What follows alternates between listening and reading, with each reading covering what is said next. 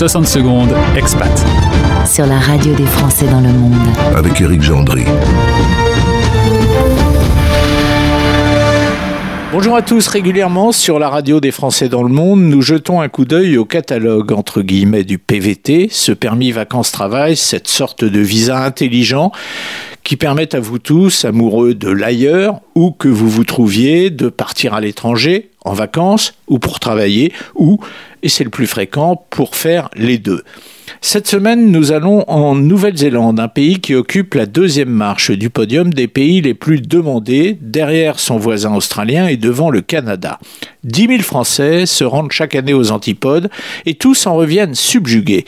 La Nouvelle-Zélande a plusieurs avantages. Chacune des deux îles qui la composent est magnifique, avec des paysages dans lesquels la mer côtoie les volcans et les glaciers, des paysages d'ailleurs tellement époustouflants qu'ils ont inspiré de grands réalisateurs de films. C'est ici, par exemple, que Peter Jackson a tourné la trilogie Le Seigneur des Anneaux. Autre grand avantage de la Nouvelle-Zélande, c'est qu'elle est petite et que la durée de validité du PVT, 1 an, va réellement permettre de bien la connaître et de bien connaître notamment sa culture, très variée, parce que héritée aussi bien de la Grande-Bretagne que de l'Australie ou encore des États-Unis, c'est la culture kiwi. Enfin, le dernier grand argument de séduction de ce pays au bout du monde est la gentillesse de sa population.